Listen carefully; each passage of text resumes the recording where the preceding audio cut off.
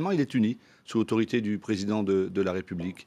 Moi, j'ai bien écouté hier soir ce qui a été dit dans ce meeting. Emmanuel Macron, on le sait, transgresse, veut aller de l'autre côté, parfois de la rive. Je rappelle que Emmanuel Macron a été recruté par François Hollande pour être son collaborateur à l'Élysée. Il sait ce qu'il me doit, a dit François Hollande. Oui, il a été mis en place au gouvernement pour être un des ministres. Il sait ce qu'il doit au président de la République. Il doit tout. Il doit tout. Il y a 4 ans, il n'était pas dans la vie politique. Aujourd'hui, il l'est. J'en suis ravi parce qu'Emmanuel Macron a beaucoup de choses à faire valoir. Mais je voudrais simplement rappeler 2 choses.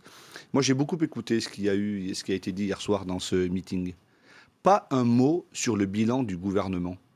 Bilan pour lequel il a contribué comme collaborateur à l'Élysée et comme ministre. Pas un mot contre la droite. Pas un mot sur l'extrême droite. Peu de propositions. Et moi, ce que je veux dire à Emmanuel... Mais il tourne à vide, Emmanuel Macron. Il a fait le show hier soir. Hier soir, oui, je crois que c'était un show de communication plutôt bien fait, avec les prompteurs à la Obama, etc. Mais il faut mettre du fond dans la vie politique. Parce qu'il y a eu beaucoup de comètes qui sont passées. Et puis certaines se sont éteintes. Et moi, je demande à Emmanuel vraiment de mettre du fond et d'aller vanter le bilan. Vous savez, il y a eu beaucoup de lois qui ont été votées dans ce quinquennat. Moi, j'ai défendu le pacte de responsabilité, la politique de l'offre que Macron avait initié. Ça n'a pas été facile.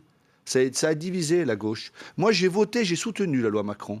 La loi Macron n'a pas été possible d'être votée par le Parlement. Elle a été votée par le 49-3. La droite n'en a pas voulu, la gauche n'en a pas voulu. Cette loi, elle a divisé la gauche. Je l'ai soutenue parce que je pense que ça va dans le bon sens. Mais il faut ne pas oublier tout cela. Et il faut qu'Emmanuel, comme tous les ministres, défendre la politique du gouvernement. Sans cela, si on ne défend pas la politique du gouvernement et si on va dans une aventure personnelle, là, il y a un problème. Quand il dit, par exemple, un pays usé par les promesses non tenues, pour vous, est-ce qu'il vise en particulier François Hollande et d'autres? Est-ce que ces propos vous choquent? Et quand Manuel Valls dit « il est temps que tout cela cesse », vous pourriez reprendre ces propos?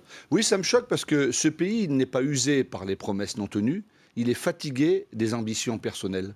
Aujourd'hui, je crois que ce n'est pas l'individualisme qui doit l'emporter, c'est le collectif. Nous travaillons pour un idéal, nous travaillons pour une société plus juste. C'est difficile aujourd'hui, mais il faut que les choses soient claires à l'intérieur du gouvernement. Je pense qu'elles le seront rapidement. Il faut que Emmanuel... Ça veut dire quoi qu'elles le soient rapidement? Il faut qu'Emmanuel clarifie sa position. La question, c'est quand quitte-t-il le gouvernement? Non, la question, c'est quand dit-il qu'il soutient François Hollande pour l'élection présidentielle? Mais est-ce que François Hollande, demain